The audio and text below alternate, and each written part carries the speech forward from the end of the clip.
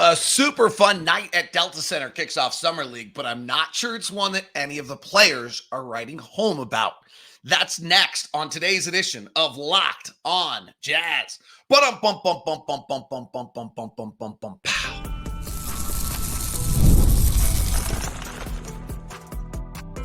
You are Locked on Jazz, your daily podcast on the Utah Jazz. Part of the Locked On Podcast Network. Your team every day. How are you? I'm David Locke, radio voice of the Utah Jazz, Jazz NBA insider. This is Locked on Jazz, your daily podcast on the Utah Jazz. On today's show, we'll get into Summer League last night. Utah Jazz against the Memphis Grizzlies ended in overtime in an Elam ending with a big matchup between Wallker Kessler and Zach Edey. We saw Keyonte George put up 30. Isaiah Collier, Cody Williams, Kyle Filipowski made their debuts, and Tyler Hendricks and Bryce Sensabaugh might have been discombobulated enough to be Taylor Sensabaugh, frankly. We'll talk about that, plus a little bit more news on Lauri as more and more reports come out on that. And what did you think of the Elam ending?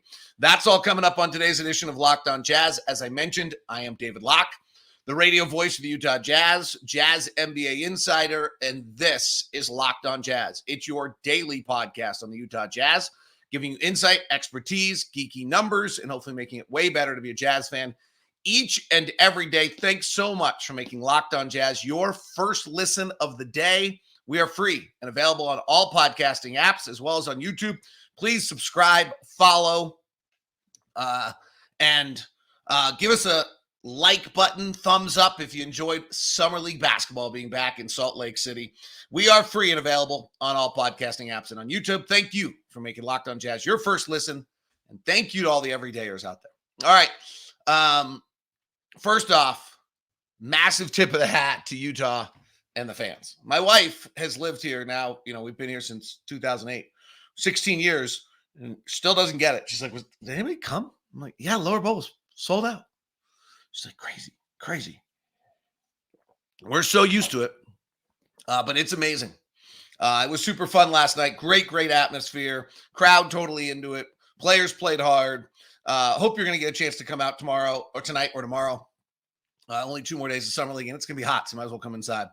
The headlining matchup was Wallker Kessler versus Zach Edey. And the one thing that I think is important about Summer League is understanding the context. So I don't remember who it was last year, but somebody torched Freddie Ferrari or whatever his name was. And it was like, okay, and everyone got excited. I'm like, yeah, no, we're not getting excited over torching Freddie Ferrari.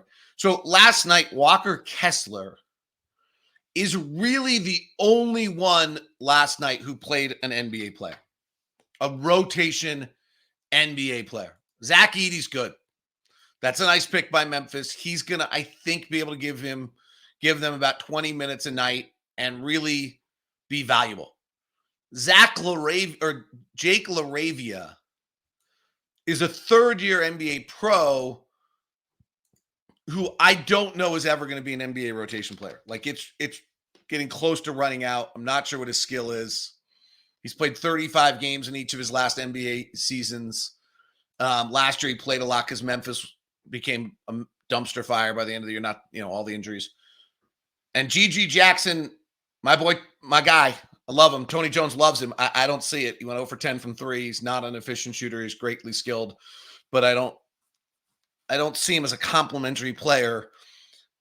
I see the skill, I see the length, I see the body, I see them trying to turn him into a defensive player. I don't want to turn this into Memphis, but he's going to have to be a complimentary player to other people. I don't know how he's going to do that. He's going to have to learn that. So really, the only guy last night who played NBA rotation player is Wallker Kessler. I think that's really, really important context to the night. And that was, I thought, somewhat of a standstill. Zach Edey was really good, 14 points, 15 rebounds. Wallker was really good, 10.6 rebounds, 5 blocks. Only 2 defensive rebounds would probably be. Everybody also had 2 steals. They kind of matched each other minute for minute. I think Wallker was on the floor for a few minutes late in a quarter when Zach Edey was out, and Wallker totally dominated that period of time. Like, that was suddenly when Wallker was the NBA player against a non-NBA player, and he closed out the rim to close a quarter. But I thought this was, first of all, I think Zach Edey's going to be really good. Not like really but Zach Edey's going to be a viable NBA player who is going to be able to take advantage of switches, cause certain teams a lot of problems, be very good in certain matchups. His jump hook is solid. His base is awesome. His physical strength, being up close to him, his leg strength, his lower body strength is awesome. He is not going to be knocked off his spot, as we saw in the tip-in. He didn't look as big, obviously, around NBA players as he did on the college floor. When he was on the college floor, he just looked ridiculously like he looked like, he was blown up bigger than everyone else. But for Wallker, I thought like that was a good test, and I thought Wallker dealt with it well. The thing that was interesting to me is Wallker runs well. He never outran Edey all night long, which is a credit, I think, to Edey, because I thought Wallker was running the floor. Wallker ended the year last year making 14 of 18 free throws, which I thought was a really big deal because it gave him some confidence offensively, and then he nailed 4 of his first 6 free throws and then missed 2 late. So that was kind of a bummer. Would have been great if he'd kept that going. He had the massive 2 blocks late in the game on Edey. In fact, one of them, the one that gets reviewed, probably the most important play of the game. To lead to some stops also late, but the stops late were Wallker in the middle having an impact on the stops late. So I thought Wallker played really well. I don't think we'll see him tonight. Played 33 minutes. Oklahoma City roster is not as good as it has been in years past because their regular season roster is really good. So I don't know that we'll see Wallker tonight. And I don't know that we'll see Wallker a lot in Vegas. The other thing that I did see that was different about Wallker last night was his role in the offense. So the Jazz were using him very much the way they do. The Warriors used Draymond Green and the Kings used Domantas Sabonis. That they're playing 5 out. Walker's not a shooting threat, so you put the ball in his hands, and he's playing a handoff game. He's got to get comfortable with figuring out whether he's playing it out of the corner, whether he's playing it to the guy at the top. And he's playing a handoff game with the guys. If we had Second Spectrum last night, I'd be interested to know how many handoffs he ran. It was a lot. And then the second thing on Wallker last night is his pick setting was way better than it was a year ago. I mean, he had a mammoth pick on Giroux that, like, Giroux was playing that old childhood game of trying to figure out if the elbow bone was still connected to the wrist bone, which was connected to right? Like, it was much, much better pick setting. He used to set picks on his tippy toes as though he was floating. He was really set. Keyonte slowed down a little bit to use his picks a lot better. So there were a lot of areas there that were a vast improvement for Wallker on both playing with the ball in his hands, having a role offensively.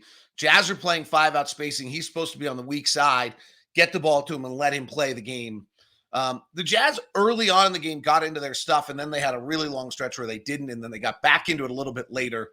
None of it looked very comfortable, frankly. It looked like a lot of guys who'd gone through a lot of practices who had not played with the lights on and got a little discombobulated. In fact, the rookies more than anyone else, I thought their first half stint was just like, you could just see their brains were going a million miles an hour. It's kind of awesome to watch. And then they both, Collier and Cody, settled in. Filipowski, who played 16 minutes last night, was set. He actually made a really nice pass in the first half on a spin move to the basket, gave Wallker a dunk, and then he made another nice play in the second half. He probably looked the most comfortable right out of the chute, but I thought everyone kind of looked a little bit like little jumpy there early in the ballgame. But overall, I thought Wallker, that's really the summer league night for Wallker. That's what the whole summer league was about. Where is Wallker? How does he deal with it? What do he do? And I thought he passed.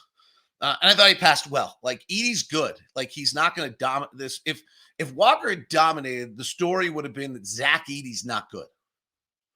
Right? That would have been the story. The story instead is that Zach Edey's good, going to be an impactful NBA player. His size is real. His strength is real. His touch around the basket is real. Defensively, he's taking up size on the roll. Teams will space him out a little bit better than the Jazz did last night. There'll be some things where he struggles. But Wallker handled it, and then Wallker defended the rim well. Edey went 7 of 12, but Wallker had 5 blocks last night.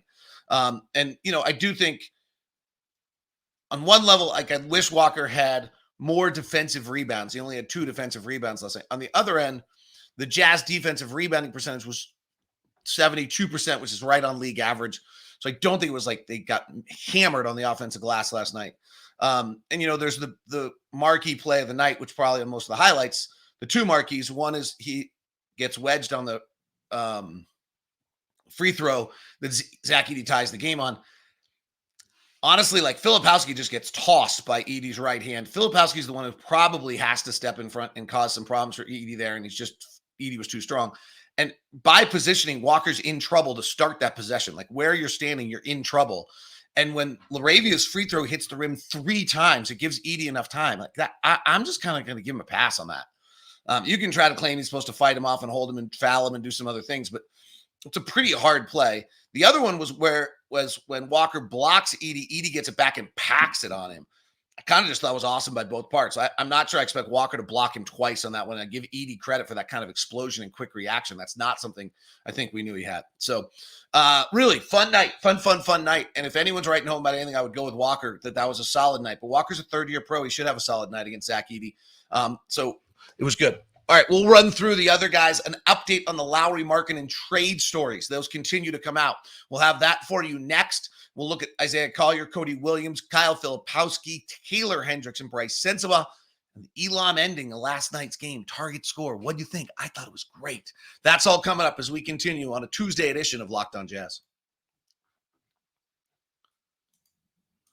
Today's edition is brought to you by my friends over at Murdoch Hyundai. Hyundai cars have all sorts of fun things going on right now at Murdoch Hyundai. Murdoch Hyundai, the Murdochs over 80 years in Utah, making sure that you have a no regrets experience.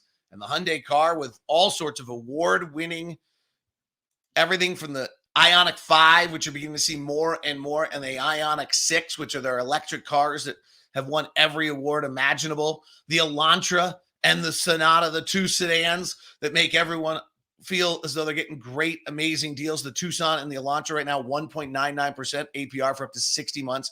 And the Hyundai Tucson at 2.99 for 60 months. Some great deals available. The new Santa Fe is out, looking sporty. All sorts of new vehicles. I'm driving the Palisade right now. It's absolutely fabulous. It's the bigger version of all of them. The new Santa Fe looks really cool, though. You got to check out the Hyundai Santa Fe Calligraphy all-wheel drive. That is a really cool-looking car, at least in my opinion.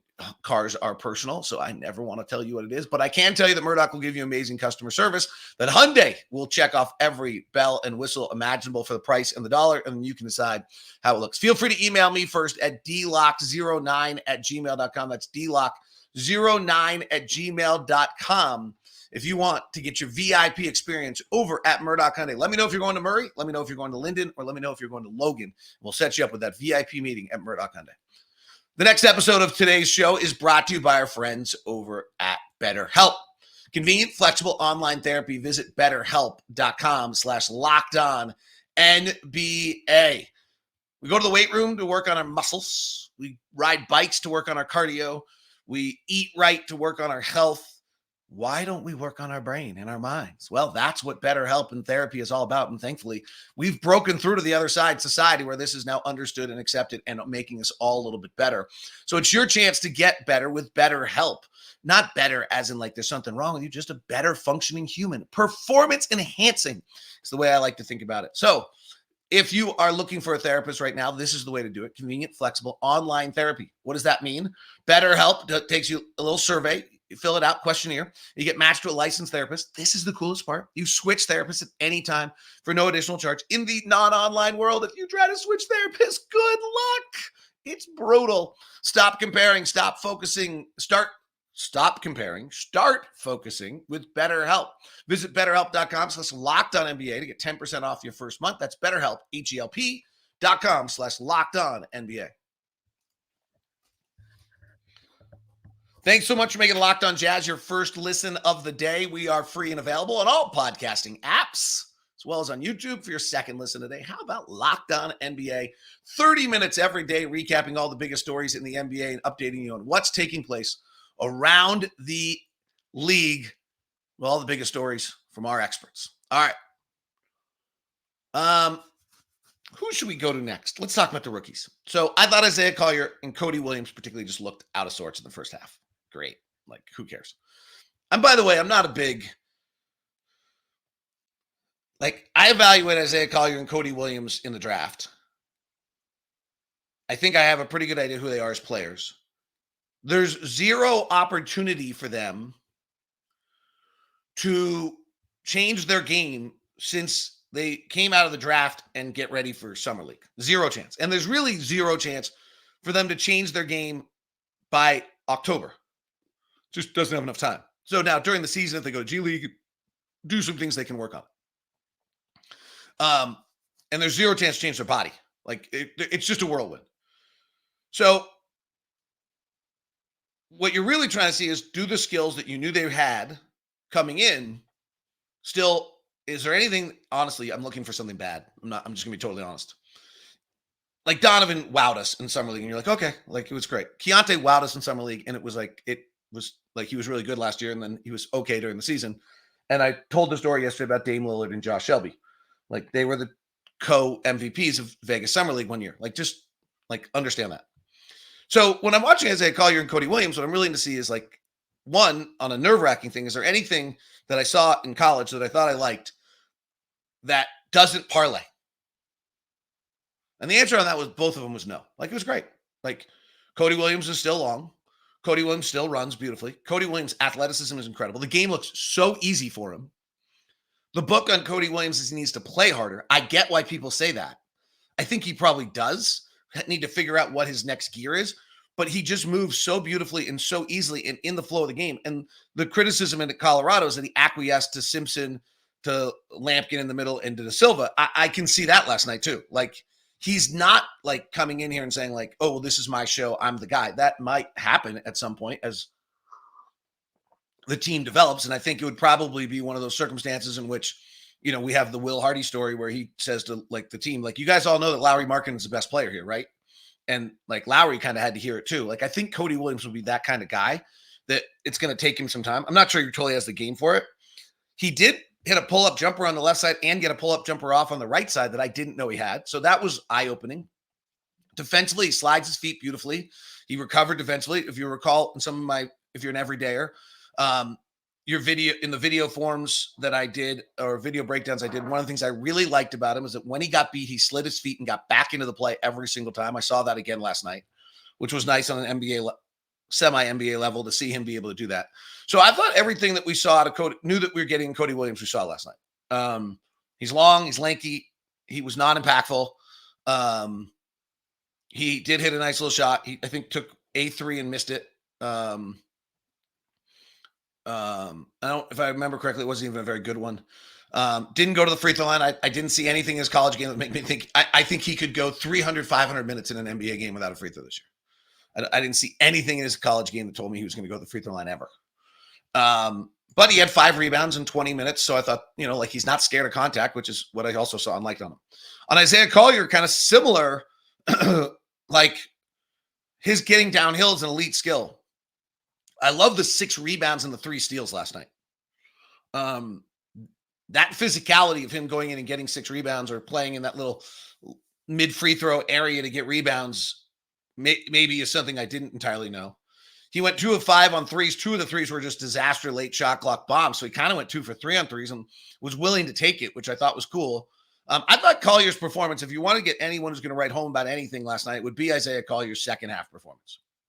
That was like, if you want, like, you want me to rank the rookies last night of who and all the players last night of who I thought had the best night of anyone in regards to expectation, I would have said Isaiah Collier, Wallker Kessler, Keyonte George, Cody Williams, and then Taylor Hendricks, Bryce Sensabaugh, and then Taylor Hendricks. Like, if I have to rank them, but I like kind of irrelevant. And Kyle Filipowski, I'm not sure got enough chance in there. But Collier got downhill every time he wanted to. Collier in the open floor is going to be a force. Collier coming in the slots in the open floor in the NBA is going to be a force. I actually love that Collier leaked out a bunch of times. In fact, the game was won. Sean Sheldon calls a timeout. If you're not going to go for the if you're not going for the defensive rebound, then leak out and push the tempo that way. I thought he did a nice job with that. We have too many guys last year who, if they're not going for the defensive rebound, just kind of lingered on that side of the floor. And then we never got any transition opportunities out of it. But I mean, that box score last night is really solid. 14.6 rebounds, 6 assists, 3 steals. Got downhill, threw some nice passes. He has no floater game. He has no mid-range game.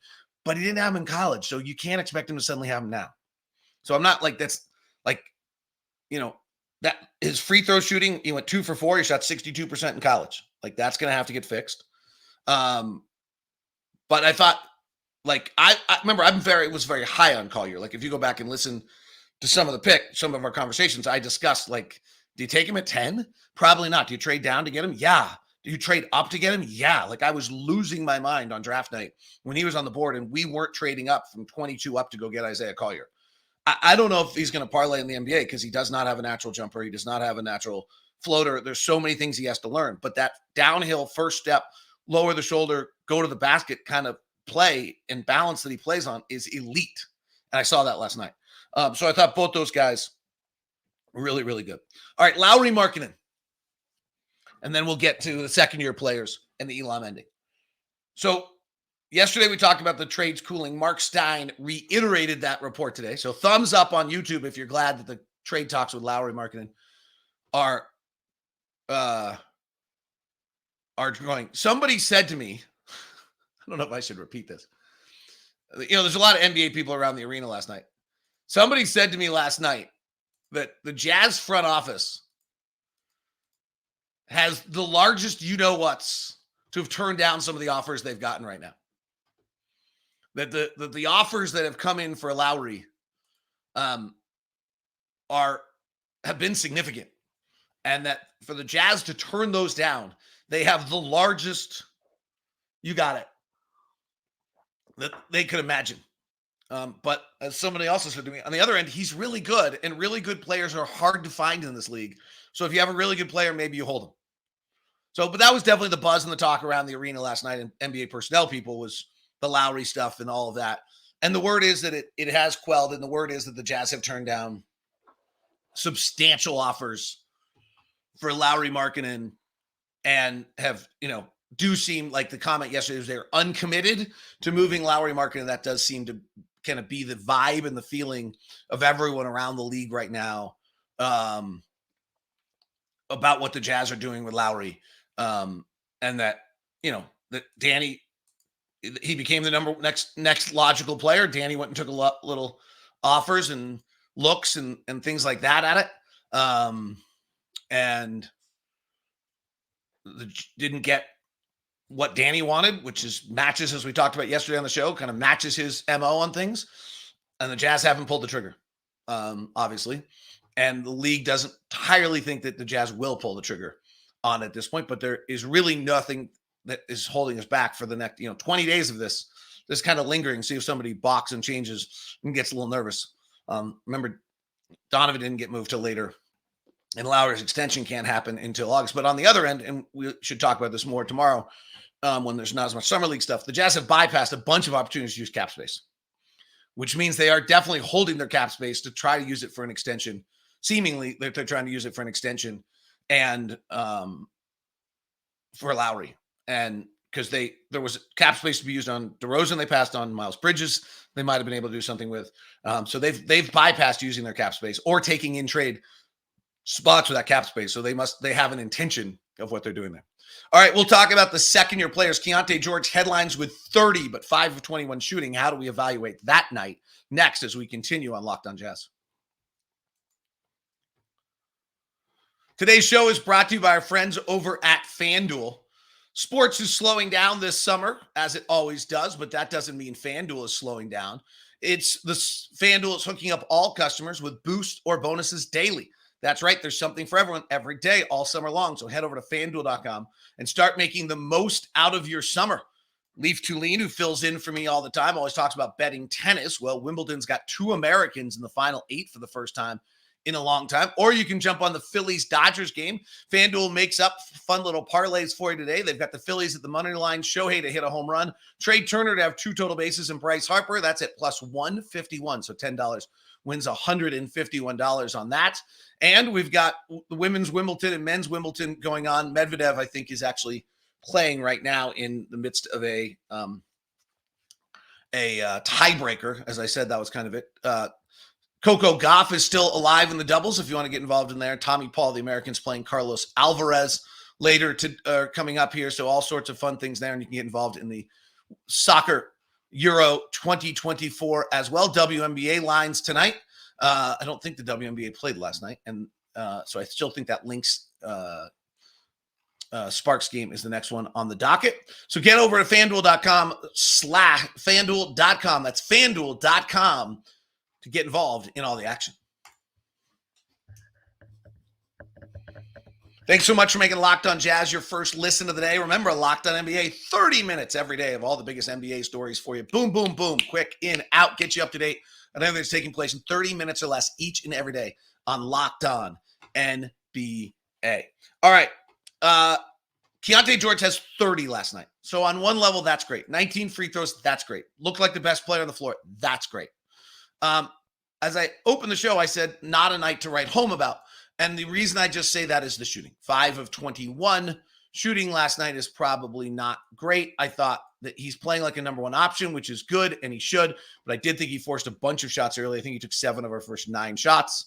And 5 turnovers isn't ideal. It was interesting to me that Isaiah Collier started bringing the ball up and initiating the offense, and Keyonte came off the ball for a bunch of things late in that game. Sean Sheldon making that adjustment as the game went on. I don't want to overplay that, but it was interesting. Like, is Isaiah Collier actually more natural at starting an offense than Keyonte? Is that because Keontae's better coming off a pin down to get him where he needs to go rather than trying to beat a guy? I don't know. Memphis's guards were in physical, using all 10 fouls of Summer League on the Jazz guards all night long and causing great problems. Bryce Sensabaugh turned it over 7 times and really late, dribbled off his foot once late, dribbled it out of bounds, back-to-back turnovers late in the game that were pretty impactful and ended his night.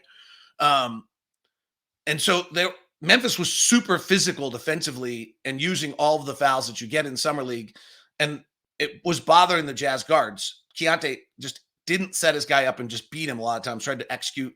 Sometimes you just got to beat your guy. And so they moved Collier into playing off that. I thought Keyonte, he looked like the best player on the floor. I think I don't think we'll see him tonight. We'll probably see him Wednesday. I don't know how much we'll see him in Vegas. He's clearly, played 70 plus NBA games and was better than anybody else on the floor last night. That was abundantly clear. He was setting guys up, using hesitation, getting to his stuff. He's beginning to get a go-to move, which is a left-hand dribble, dive the right shoulder into someone, get the contact and get the foul. He does not seem to have a floater game right now. Coming off that angle, that line drive, bank shot's not very good. His shooting inside the paint last night was, I thought, really poor. I don't look at the numbers. 2 of 11. But he also got fouled. He went 19 times to the free throw line. I mean, he's clearly the best player on the floor if he's going to the free throw line 19 times in a ballgame. So I'm not again, I just called it a not write home about night. There's just enough stuff where you'd be like, okay, I really got to work on stuff. I'm not writing home about how great I was last night. There's just a lot of stuff to work on there. For Bryson Taylor, I thought last night was a little disappointing, but let's not overwhelm it. Let's not go crazy. But if we're just going to evaluate, it's hard. Taylor's game is a complementary game to other players. I don't think Taylor's going to be the most dynamic, skilled, impactful player on an NBA floor probably in his career. I think he's a complementary player who can have a secondary rim defense, who can switch 1 through 4 defensively, who can hit some threes, who can play in the open floor, and maybe eventually develop something of a dribble drive game off a closeout. But that's probably the extent of where he is. But that's a good player. That's a really, really good player in the NBA. I'm not sure that's a player that thrives in Summer League. If Taylor ends up starting, and let's say we start, I don't know what happens, just for the sake of conversation, we start Keyonte, Collin, Lauri, Taylor, and Walker. It can be John Collins, but let's go with Walker. Maybe that's where Taylor thrives, right? He's coming out of the corner. He's slashing on the wing. He's slashing, and he's in around better players. He moves the basketball. He's playing. Last night's a little more convoluted. It's not as spaced well. It's not as clean. I think Taylor needs a clean game. And Taylor got lost in the flow last night. He just was running up and down the floor, and he was not impactful, and he was not in the game. And we'll see. It'd be nice if he has an impact, but I'm also not sure. It's one thing to say, Taylor Hendricks has to have an impact. Okay, well, tell me how.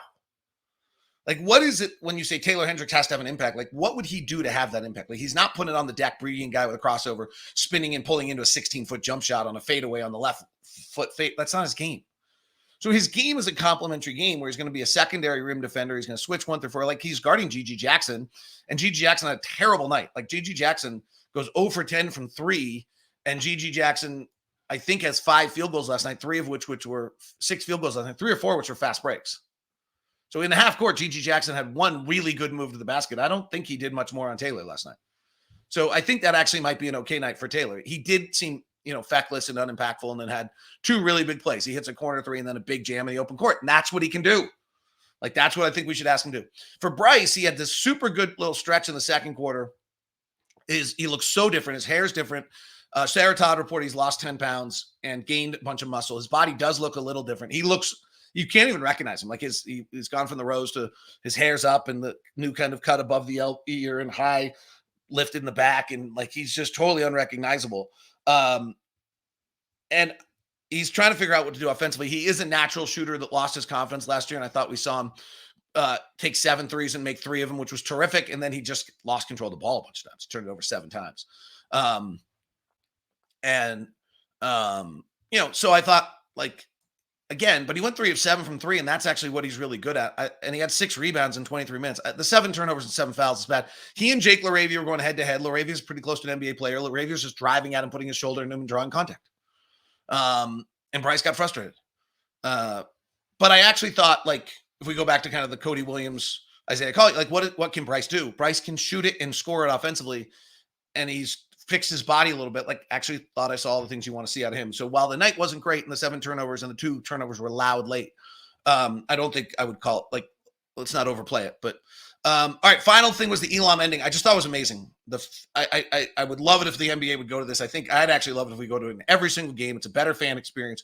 And the Elam ending is a fixed score ending. We tied at 90. We went to overtime, hit it to 97. Whoever got to 97 first win. Memphis had 2 possessions to chance to win the game with all this drama. Then Keyonte drives, tied at 97, he draws the foul and gets 2 free throws to win it. Like, actually, it was pretty exciting. If he missed that free throw, it would have been exciting. Memphis is now going back the other way to try to win it. He clutches up, makes the free throw. Everyone's like, oh, you don't want to end a game with free throws. Actually, I thought it was kind of like, those are ballsy free throws. So I love it. I wish we would go to it every single game. It makes a fan experience better. The amount of games that just end in kind of a pitter pat at the end, whereas you always have a game-winning basket. You always have a big cheer. You always have something. I'm a huge fan of this. G League has done it in overtime. We should certainly do it in overtime. Hopefully this is the beginning of the precursor to at least starting it there. And eventually I'd love to get to it where, maybe we just set with 5 minutes left in every NBA game. The game stops and we set a target score to 7 points. And if you're up by 20, it's going to be a pretty easy target score. And we get out of the night early and there's still a game-winning basket and we finish with don't have as much garbage time. I don't know how you do it. Or you set it at the beginning of the fourth quarter, but I'd love to have Elam ending as a part of give me a thumbs up if you agree. Give me your comment section on that. I'd love it if that's a part of our fixed score ending because I thought it was just much better than anything we do. That is Locked On Jazz today. Thanks very much for tuning. If you're on YouTube, we're sending you the first ever 24/7 national sports channel, Locked On Sports Today. If you're on audio, check out Locked On Sports Today or the new Big 6 and 60 show. Have a good one.